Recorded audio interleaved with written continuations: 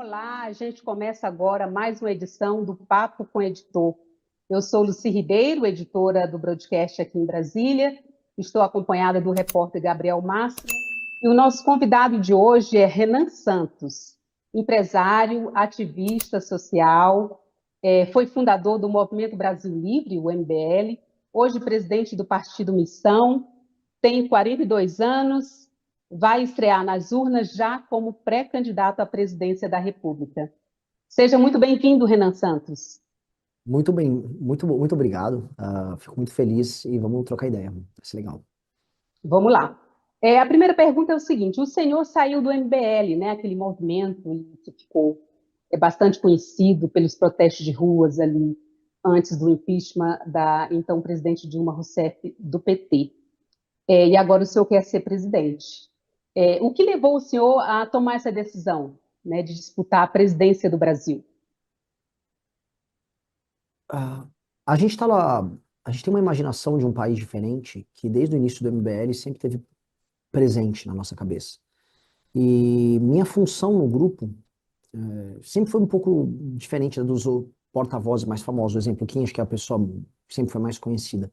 Eu sempre fui um cara de apontar direções. Então, eu montei o grupo de trabalho do Livro Amarelo, que é basicamente o livro de propostas para o Brasil.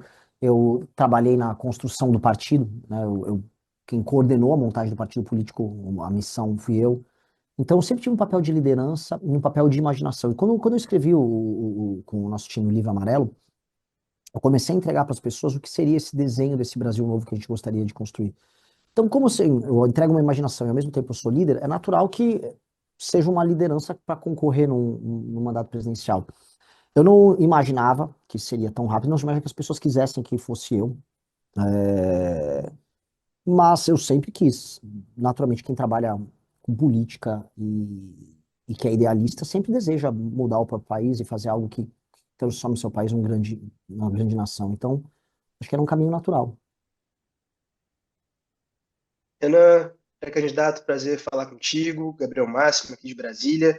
Eu queria perguntar, o senhor vem uma trajetória crescente nas últimas pesquisas, inclusive pontuou com 3%, agora na última pesquisa da Folha divulgada no sábado, mas ainda sem estar num patamar que seja competitivo a ponto de tirar um dos líderes dessa disputa, tanto o presidente Lula quanto o senador Flávio Bolsonaro do PL. Mas o senhor vem dizendo que acredita que isso pode ser possível. Como você pretende mudar esse cenário polarizado e chegar eventualmente ao segundo turno? Eu não acredito na Datafolha, né? Então, existem muitas pesquisas. Tem trackings que são contratados pelos partidos políticos, por bancos, instituições financeiras. A Quest tem tracking, a Atlas tem tracking. E eu me fio muito mais em pesquisas como as da Atlas. Por quê? Porque é a metodologia que vem acertando o mundo, ela costuma captar o avanço das tendências de maneira mais veloz. Na Atlas eu já abri uma distância para os governadores e estou buscando os 10%. Como fazer isso? Se eu busco os 10% e dado que Flávio Bolsonaro é um candidato inviável contra o Lula, haverá naturalmente uma migração de votos para o terceiro colocado viável no campo antipetista. Então é uma questão de demonstrar essa viabilidade, chegar nesses 10%. Eu comecei, né, com assim, no final do ano passado, quando meu nome começou a ser aventado como pré-candidato à presidência, ninguém acreditava. Então eu ultrapassei eles. Então, assim, não me. Minha ideia fixa é buscar esses 10% antes do começo das eleições em agosto. E aí o senhor sugere que ele, sendo um candidato inviável, votos migrariam para você. Só que você também vai precisar de eleitores bolsonaristas, né? Aqueles bolsonaristas raiz, não só o não bolsonarista. O senhor já chegou a falar que é o único candidato que disse que realmente o ex-presidente Bolsonaro praticou um golpe contra o Brasil. Como é que o senhor vai conquistar esse eleitorado aí, do qual você vai precisar bastante? O próprio eleitor do Bolsonaro, a gente precisa entender isso. Quando eu falo eleitor, a gente tem que separar eleitor antipetista de eleitor bolsonarista. São duas coisas diferentes. Todo bolsonarista é antipetista, mas nem todo antipetista é bolsonarista. Essa é a primeira separação. O eleitor bolsonarista raiz, o famoso tiozão do Zap, não apenas ele acha que o Bolsonaro tentou dar um golpe, a diferença é que ele concorda. Ele só acha que a nomenclatura não é essa. Ele acha que o Bolsonaro estava fazendo uma libertação do Brasil contra o STF e tal. Então ele trabalha com, vamos dizer, ele trabalha com, ele sabe o que eu tô falando. Ele só acha que isso foi positivo. Ele acha que, poxa, que o Bolsonaro deveria ter ido até o fim. Esse eleitor raiz do Bolsonaro não dá mais de 10 a 15% do eleitorado total, mesmo. Não é uma questão demográfica. E aí existe um eleitor antipetista, especialmente entre os seus 30 a 55 anos, que toma decisões que são racionais e pragmáticas contra o PT. Esse eleitor ele é menos ideologizado no bolsonarismo. Então, esse eleitor dá para buscar. Sobre aquilo que você falou, acho que você está falando de um teto de 25%. Se eu chegar nisso, é que eu não acho que exista esse teto de 25%, mas se eu chegar nisso, eu derrotei o Flávio. Se eu bater 20 e poucos por cento, o Flávio não vai para o segundo turno. Então, eu acho que é um processo, e as pessoas, eu volto a colocar, as pessoas vão fazer voto útil, e também existe uma outra coisa que tem que ser colocada em perspectiva na leitura eleitoral, que uma coisa é o número, quem você, diante de uma cédula, de uma pesquisa, você coloca ali, vou votar no fulano porque é o top of mind, é o primeiro nome que vem à cabeça. Ela não mede a adesão. A Atlas costuma medir melhor a adesão. Do tipo, quanto eu estou engajado na campanha desse candidato que eu estou sugerindo o nome, o quão eu estou querendo ajudar, quanto eu estou convertendo pessoas. Nesse sentido, a campanha do Flávio é uma campanha morta. É uma campanha de defesa, não é uma campanha de ataque. Ela não vai avançar sobre os outros eleitorados, ela tem que defender o que ele tem por conta do legado do pai. E esse tipo de campanha costuma perder. Para você vencer, você tem que ter uma energia de expansão. E não é o que está acontecendo ali. E o senhor acha que esse caso Master vai piorar ainda mais a situação do Flávio? Vai, vai. Vai e não só o Master, né? Eu acho que o Flávio ele tem uma gama de histórias mal contadas na gestão do governo do Rio de Janeiro, a relação dele com o Bacelar TH Joias, escândalo no INSS via Willer Tomás. Agora mesmo começaram a pegar os escândalos de rachadinha do irmão dele, isso vai acabar espirrando nele. O Flávio é muito cheio de encrenca, então é, espera-se, né, que vai acontecer essas coisas nas próximas semanas. Agora, pré-candidato, o senhor tem dito que o seu grande foco, prioridade número um, de um eventual governo seu será a segurança pública. Entre as suas principais propostas está, por exemplo, a possibilidade de colocar cidades controladas pelo crime organizado em estado de defesa e também a aplicação da tese jurídica do direito penal do inimigo, que suspenderia garantias constitucionais para alguns criminosos. E aí, diante disso, eu te pergunto, como o senhor pretende evitar que essas exceções se tornem regra e acabem virando abusos do Estado brasileiro, caso o senhor venha a ser presidente? Delimitação muito clara. Essa lei, como ela prevê uma retirada de direitos e prerrogativas de determinados brasileiros, ela tem que ser muito clara, não pode ser aberta. O maior perigo dela é a interpretação extensiva feita pelo judiciário, vamos ser claros, porque o judiciário vive disso hoje. Então, a letra da lei, né, vamos dizer, a redação de um projeto desse, ela tem que ser muito clara, muito clara. Então, o que é uma facção criminosa? O que delimita o que é ocupação territorial? O que delimita o pertencimento nessa facção? Isso tem que ficar muito claro para não haver interpretações extras, porque a interpretação extra vai gerando as derivadas que podem gerar vamos colocar aqui, um abuso, né? E a gente sabe que o judiciário brasileiro é especialista nisso. Então, a redação tem que ser muito clara, não pode haver espaço para tampouco interpretação por parte do judiciário e muito menos de inovação. Porque senão, naturalmente, uma legislação dessas, ela geraria exceções para perseguições políticas, né? Eu me refiro assim, agora vamos enquadrar entre um governo de direita que vai querer enquadrar o adversário dele de esquerda como uma organização terrorista. Isso não pode acontecer. Isso não pode, entendeu? Então tem que ser é uma delimitação muito estrita e ela tem que permitir apenas que o Estado possa agir de maneira veloz e intensa com relação a esses membros dessas facções. É bem específico. E assim, só para complementar, esse tipo de legislação existe ao redor do mundo e funciona. Nós não temos, vamos dizer, interpretações extensivas. A gente não tem um judiciário brasileiro, mas o mundo conseguiu resolver essa questão. Não é uma novidade que eu estou propondo. É, mas seria uma ideia assim, mais radical para o Brasil, né, Não, pré-candidato? não. Acho que é uma ideia meramente lógica.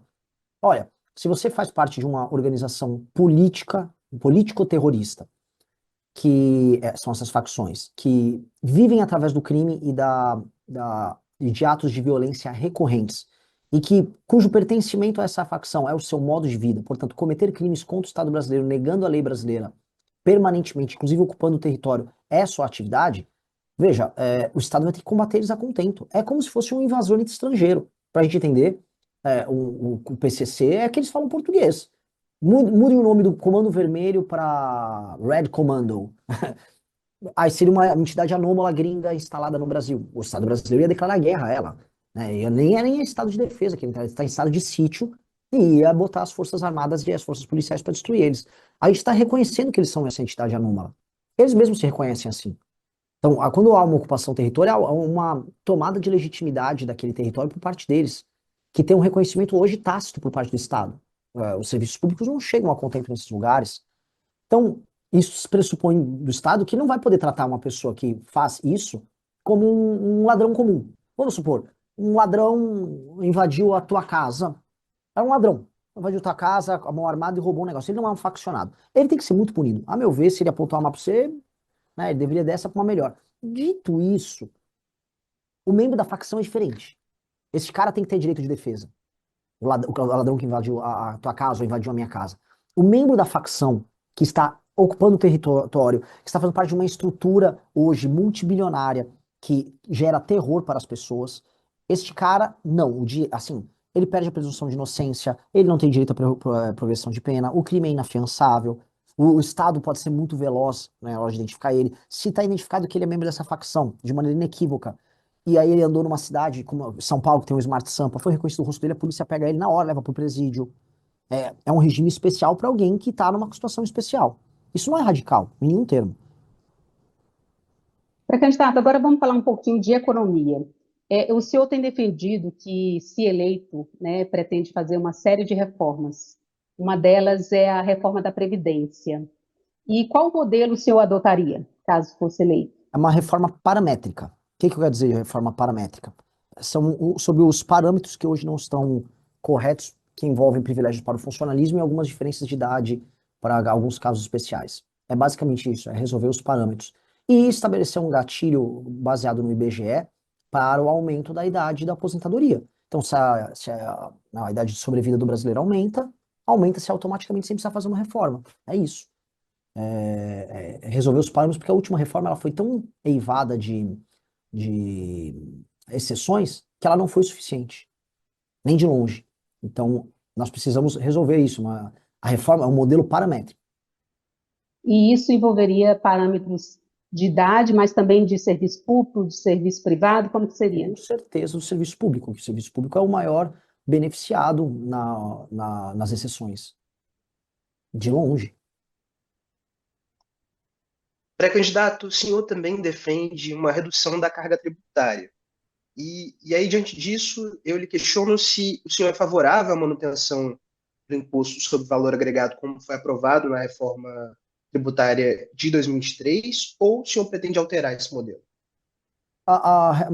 Eu sou muito realista. Eu tento ser realista em tudo e vou com vocês, vou ser o mais honesto possível. Eu defendo a redução da carga tributária, dito isso, eu vou conseguir fazer isso no segundo ano após uma reforma fiscal. Sem reforma fiscal não tem reforma tributária. Porque a despesa no Brasil está num processo de estouro. Então, o candidato a presidente que virar e falar, não, agora eu vou cortar imposto, tá dodói, tá doidinho, tá falando besteira. Então, não dá para cometer molecagem aqui.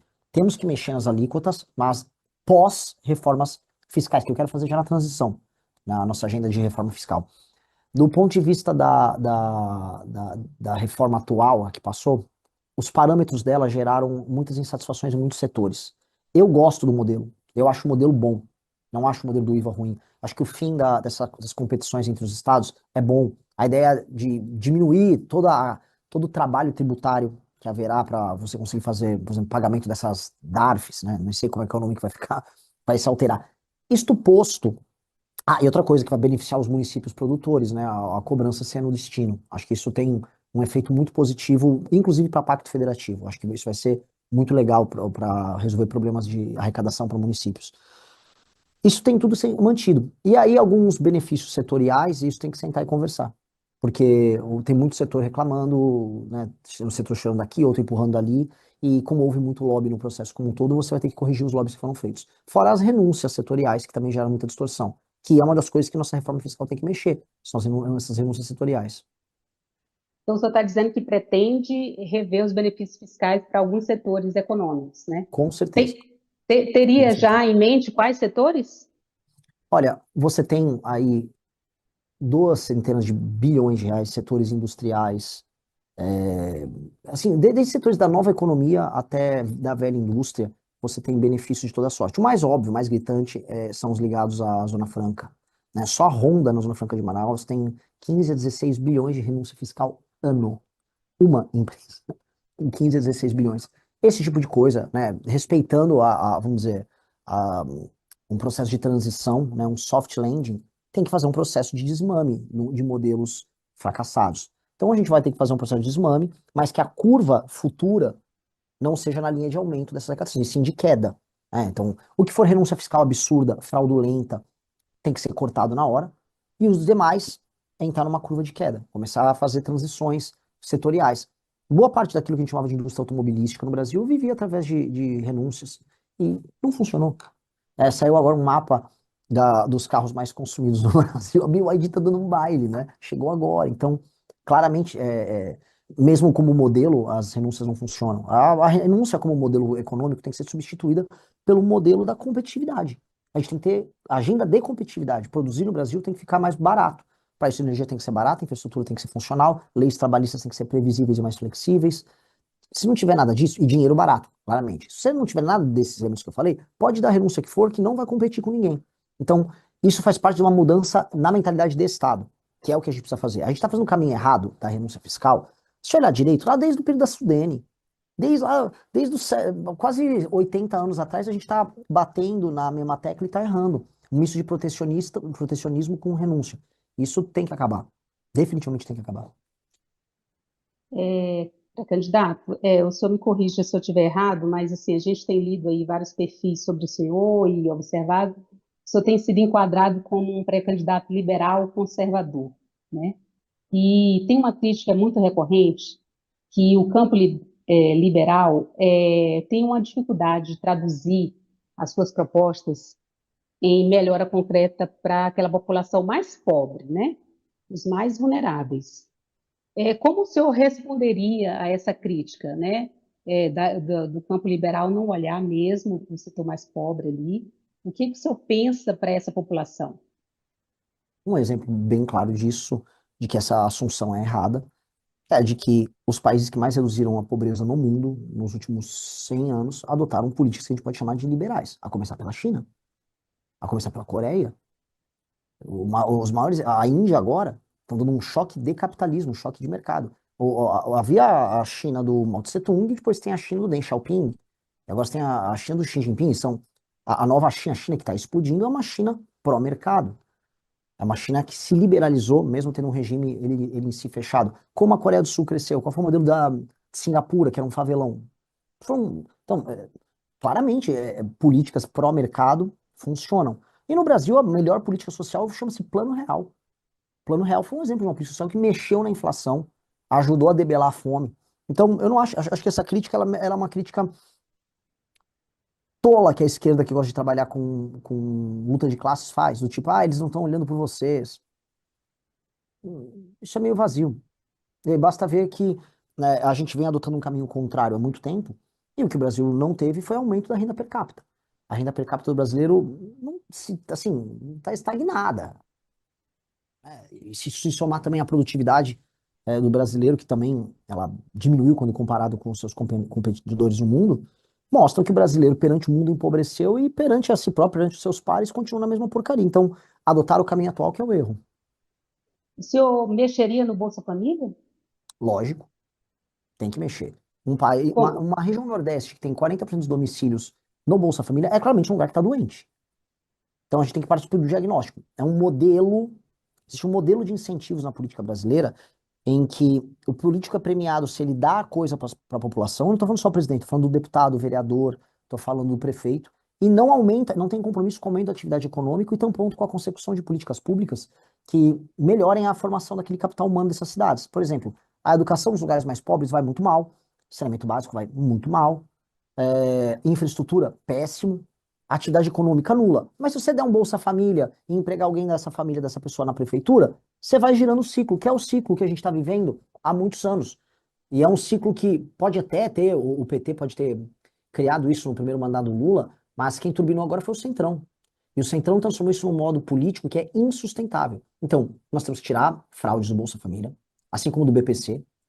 E a segunda coisa é, nós temos que levar para os municípios que estão tomados pelo Bolsa Família, nós temos que levar frentes de trabalho para que, especialmente homens e mulheres sem filho, em idade para trabalhar, elas possam participar de frente de trabalho nas mais diversas áreas. Algumas trabalham com cinturão verde, o governo faz áreas de cinturão verde, por exemplo, no Nordeste, não existe o famoso cinturão verde que produz o hortifruti, que atende os ceasas e os mercados da região. Lá, sei lá, em João Pessoa, na Paraíba, eles vão comprar frutas e hortaliças que vêm de São Paulo, ou às vezes vêm de Anápolis.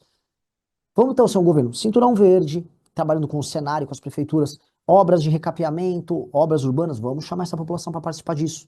Isso é necessário, até para devolver a autoestima de pessoas que estão sem trabalhar há muito tempo. Tem lugares no Brasil que não tem atividade econômica. E o problema, a questão do Bolsa Família é uma questão muito complexa, porque você fala, não, tem que tirar, corta. Tá, mas se você corta isso num município em que não há atividade econômica, aquelas pessoas vão morrer de fome, porque não há atividade econômica nos municípios dela. Então, o foco nosso é exigir dos prefeitos, e aí a nossa lei de responsabilidade gerencial vai nessa linha, exigir dos prefeitos uma política muito clara de aumento de atividade econômica formal no município dele, e se ele não aumenta a atividade econômica no município dele, basicamente aumento de PIB, ele tem que ficar inelegível, porque esse é o principal indicador para medir que aquela cidade está se tornando viável, né? Se as pessoas não estão conseguindo sustentar, quer dizer que a cidade não é viável. E o governo federal atuar, e aí sim, em parceria com os municípios, para criar os meios para fazer essa transição. Agora, do jeito que está, não dá e não pode ser assim. Até porque existe uma questão de justiça. Alguém está pagando o Bolsa Família dessas pessoas. E, em geral, dado o modelo de carga tributária que nós temos, é outra pessoa pobre em outro lugar. Então, a pessoa que está no Bolsa Família, ela está sendo sustentada por um entregador aqui em São Paulo, ou em Brasília, ou em Salvador, ou um pequeno comerciante, ou uma mulher que é dona de casa, mas cozinha para fora e declara, e essa pessoa está pagando o Bolsa Família. Isso é essencialmente injusto.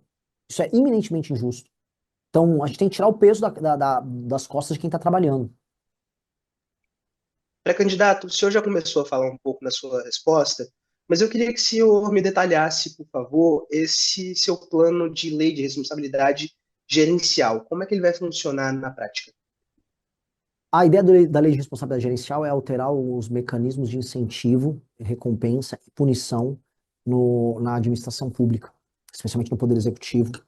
E isso é a verdadeira, isso aqui é a verdadeira reforma política no Brasil. Então, o que acontece? A maior parte dos municípios brasileiros são insustentáveis. Eles não arrecadam os próprios recursos, vivem do recurso do Fundo de Participação dos Municípios. E eles não têm compromissos com indicadores de desempenho em nenhuma área. Eu vou dar um exemplo. Um prefeito pode começar o mandato dele, terminar o mandato dele indo mal no SAEB e DEB, que o eleitor não liga. E essa é uma verdade sobre o eleitor. O eleitor não liga. Ele pode não aumentar a cobertura de água e esgotos no município dele, e ele pode ser reeleito. Ele pode ter uma fila nas UBSs, ou nem construir uma UBS, ou botar um apaniguado para trabalhar lá na UBS, e ninguém liga. A taxa de reeleição nos municípios mais pobres é extremamente alta. Então, como é que pode um município que não apresenta, vamos dizer, métricas de desempenho favoráveis, apresentar uma alta taxa de reeleição dos prefeitos? É porque são os lugares onde há a compra de voto no Brasil. Isso precisa ser entendido dessa maneira. A compra de voto, a política de cooptação, o uso da máquina da prefeitura para cooptar as pessoas, e as pessoas são muito pobres, né? Então, como elas dependem do Estado, nesses municípios, isso gera um sistema de incentivo para que políticos ruins cresçam, porque são políticos baseados na cooptação do eleitor. Esses políticos se tornam base de deputados federais que enviam emendas para esses municípios para gerar as obras que são superfaturadas, os famosos shows que reelegem os prefeitos. Agora está rolando a praga, que eu chamo, dos shows do São João, que é emenda para lá e para cá, fazendo show para reeleger prefeito e para fazer deputado aparecer no palco e ser elogiado pelo Wesley Safadão ou pelo Natanzinho. Esse é o diagnóstico. Como mexer nisso? Nós vamos colocar um comissariado atuando nos municípios junto com o prefeito, acompanhando a execução do orçamento. E haverá uma série de indicadores públicos que os prefeitos terão como meta, independente da linha política do prefeito, terão que obedecer. Então, Se ele pega, vamos supor, um município que tem 10% de cobertura de esgoto e água, ele tem que entregar, sei lá, como mínimo 20. Dá um exemplo aqui. Se aquele município tem um número X de PIB e atividade econômica e arrecadação própria no setor privado, ele tem que aquilo mais 10%. Então, ele tem metas básicas para ele alcançar. Se ele atinge essas metas, ele está qualificado para receber emendas, ou seja, a emenda é condicionada apenas ao desempenho do prefeito, e o fundo partidário e o fundo eleitoral, aí entra a revolução do partido, aumenta. Então, o fundo passa a ser condicionado não pelo número de deputados eleitos, mas pelos indicadores de desempenho obtidos por prefeitos dos partidos políticos. E aí você multiplica o número de municípios pelo número de pontos obtido pelo prefeito, ponderado pelo tamanho da cidade, e aí você tem o fundo partidário e o fundo eleitoral para os partidos. O critério passa a ser um critério de desempenho. A emenda passa a ser qualificada como um instrumento de premiação para a execução de políticas públicas nos municípios que estão obtendo esse desempenho. Então, o que acontece? Se o prefeito é um bom prefeito e atinge os indicadores, se ele quer fazer o show com o safadão e couber no orçamento, vai, ganha a eleição. Se ele não atinge isso, ele fica inelegível por 8 anos. E aí a oligarquia política local ela passa a ser substituída. Com esses mecanismos, a gente racionaliza a administração pública no sentido de executar a coisa pública. Porque não existe compromisso do prefeito hoje no Brasil, ou dos deputados, em última instância, que mandam as emendas, em executar boas políticas públicas. Não existe. Não existe sequer incentivo do eleitor, porque o eleitor não vota nele por conta disso. O eleitor sequer sabe avaliar. Então, essa é uma maneira de fazer com que o prefeito trabalhe com metas óbvias e entregue resultados óbvios. Renan Santos, isso aí é muito ousado, né? Porque você está mexendo aí em pontos bem sensíveis da política brasileira, emendas parlamentares, o fundo partidário, né? Então, historicamente, os presidentes são eleitos sem a maioria no Congresso, né? O que é possível que aconteça com o senhor, caso o senhor seja eleito, né? E o senhor tem se apresentado como antissistema, né? Então, assim, para aprovar coisas tão ousadas como o senhor pretende, o senhor vai ser obrigado a compor com alguns grupos, né? Vai ter que fazer alianças aí. De que forma o senhor pretende trabalhar nessas articulações? Eu pretendo fazer uma maioria precária. Quando eu chamo de maioria precária, é uma maioria tênue para aprovação de projetos de lei, fazendo uma composição com partidos que topem entrar no meu governo através da nossa agenda. A agenda que ganhou na urna é a agenda que ele vai assinar publicamente, ó, estou me comprometendo a fazer, se eu vou atuar, vamos supor, na área de segurança, que seria muito estratégica, eu não delegaria para alguém, mas na área de saúde, quero trabalhar então com você. Você quer? Não é para administrar FUNASA, não é para gastar emenda fazendo supostos hospitais em superfaturado, não. É para executar esta política de metas com a gente e não é nada porteira fechada. Não existe, por exemplo, os quadros técnicos de todos os ministérios vão ser nomeados pela nova gestão. A gente vai fazer uma reforma de RH gigante no governo. A gente tem que trazer gente adaptada aos sistemas de meta na gestão pública e que trabalhe com tecnologia. Hoje a IA vai fazer uma revolução na saúde. O partido se comprometeu, quer colocar um gestor para participar do ministério conosco, para executar essas políticas públicas que ganharam a eleição? Bem-vindo, bem-vindo. Então eu quero ter uma maioria tênue para fazer projetos de lei, e para PECs que serão necessárias, aí o governo federal tem que entrar por convencimento para formar a maioria geral. Agora, o modelo atual de cooptação não dá. Não dá e não será feito.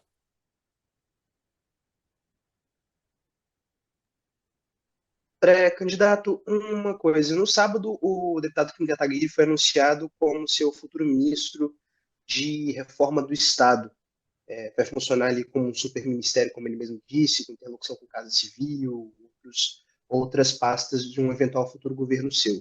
E aí eu queria lhe perguntar se já há outros nomes para a equipe econômica e se o senhor pretende manter o formato atual de vários ministérios dessa equipe econômica, Fazenda, Indústria e Comércio, Planejamento, ou se vai aglutinar tudo em um superministério, como foi, por exemplo, o Ministério da Economia do governo Bolsonaro. Eu jamais mudaria o nome de ministérios tradicionais, tá? Ministério da Fazenda tem que ser Ministério da Fazenda, porque historicamente é Ministério da Fazenda. Mas o superministério do Kim é um ministério transversal. Alguns serão agregados à pasta dele, claramente. Mas tem que haver uma transversalidade, porque a ideia é ele participar, por exemplo, de elementos de gestão e profissionalização de todos os ministérios. Então, quando a gente fala Ministério da Reforma do Estado, ela passa, antes de tudo, por reformar, inclusive, a máquina do Poder Executivo, que é uma retomada da capacidade de ação do Poder Executivo. É um gigantesco trabalho de RH também e um trabalho de tecnologia. Então, uma reforma que ela é planejada pela Fazenda e pelo Planejamento, mas que envolve trabalho, a articulação disso passa para esse superministério, que é transformar, eu falei isso na entrevista, é transformar o Palácio do Planalto, inclusive, numa espécie de uma startup. Você tem que ter um time menor, altamente talentoso, cuidando do que interessa. E aí os ministérios, alguns podem se fundir e ficar ali, mas o que é, por exemplo, o ministro da Fazenda, ele será o ministro da Fazenda, haverá o ministro da Fazenda. Ele terá um trabalho em conjunto com essas reformas do Estado, porque hoje no Brasil, cuidar de economia, em grande medida, cuidar de questões de Estado, né? Nossa economia é altamente dependente do Estado e da política, infelizmente. Então, esse elemento transversal, que vai passar por vários ministérios, é o elemento que caracteriza esse superministério. E já tem nomes para alguns desses ministérios, além do Tato Kim? A gente vai apresentar nas próximas semanas. A gente está conversando aqui, assim, vamos ser claro, não só a imprensa, mas todos os setores que importam estão agora querendo conversar com a gente, mas não estavam há meses atrás, natural. Então, agora a gente está conseguindo firmar o pé para começar a terminar de convencer as pessoas que a gente gostaria que estivesse conosco. É basicamente isso. As pessoas tinham medo, Pré-candidato, né? Porque hoje, desculpa, a nossa pode posição política é uma continuar. posição muito difícil, porque a gente arruma briga com os dois lados e também com o judiciário. Então, é uma pessoa para ela se colocar ao nosso lado publicamente, ela tem medo, né? Ela sabe que ela vai sofrer retaliações de toda ordem. Os dois lados é o petismo e o bolsonarismo. E falando de convencimento, a gente observa que o senhor tem uma boa entrada aí com o eleitorado jovem, né? Que é um eleitorado volátil ali, né? Que se diz ainda não muito representado pela política tradicional, muito desse público tem aversão à política, né? O senhor conversa bem com esse público nas redes sociais, sobretudo, mas como fazer esse jovem ir votar, colocar, apertar lá o seu nome na urna de fato? Porque uma coisa é o debate, né? É esse engajamento aí nas redes, outra coisa é o voto em si. Qual a sua estratégia? Não, eu acho que eu não estou nem um pouco preocupado com o jovem, nem um pouco, porque ele já está engajado. O jovem, ele passa por processos de alienação e de esperança. Agora é um processo de esperança dos jovens. Quem está alienado e quem está desesperançoso são as pessoas mais velhas. As pessoas mais velhas, a esquerda viram que o governo Lula foi fraco. Essa é a real. Ninguém está motivado em fazer campanha pro Lula. E o bolsonarismo morreu. Ainda mais um candidato como Flávio. Então é um fenômeno morto. Os mais jovens, entretanto, como a gente veio com uma perspectiva cheia de novidades, tá? Uma visão de Brasil otimista. Nossa campanha é uma campanha pré-campanha, uma pré-campanha otimista. Por ser uma pré-campanha otimista, isso agrega essa energia dos jovens. E eles estão fazendo uma pré-campanha colossal para mim. Então, não vejo problema. Inclusive, a conversão deles, isso não me preocupa. O que me preocupa agora é o crescer nas outras camadas, vamos dizer, etárias da sociedade. Que esses estão desesperançosos, esses não estão falando de política agora, esses estão se alienando agora na Copa. Seria o público 50 mais, 60 mais? 60 mais está muito, muito alienado, por várias razões. Tá, não tem um horizonte político mais para essas pessoas. Essas pessoas cometeram um engajamento ao longo dos últimos anos, tanto para o Lula quanto para o Jair, muito forte, e deu errado. É como se no jantar, vai ter, sei lá, Dia dos Pais, Dia das Mães, vai ter um jantar ali, aí eles sentam, eles nem brigam mais, eles só não falam de política. Porque não dá. Você é ladrão também. Mas o seu também. Perdeu, não tem um horizonte positivo, então eles estão desengajados. Isso é perceptível. Eu rodei, por exemplo, Santa Catarina, que era para ser, né, Viva Flávio. Derretendo, meus trackings em Santa Catarina são maravilhosos. O que Então, dizem? hã? O que os seus trackers dizem? Que Santa Catarina. alguns estados, eu vou dar um exemplo, alguns estados, você tem algumas assimetrias, né? E, por incrível que pareça, eu não estou tão bem nos estados que eu nasci, como São Paulo, ou bem como eu deveria, porque eu não foquei aqui. E em alguns lugares, como Rio Grande do Norte, eu vou super bem. Santa Catarina, mais de 10%. Então, isso anima muito. Muito mesmo. Então, o público que o senhor quer trabalhar melhor é o público da melhor idade, né? Não, aí não necessariamente. Porque se eles estão desengajados, a quantidade de energia que eu tenho que colocar para convencê-los é muito grande. Existe um público que vai dos 25 aos 55, que tá na rua. Esse público é o assaltado. Um aposentado passa a maior parte do tempo em casa. Ele não vive boa parte do drama da violência, como as pessoas que estão na rua vivem. Então, o moço e a moça de 25 a 55 anos, o adulto brasileiro, este sim está em disputa. E é esse que a gente tem que buscar com maior energia.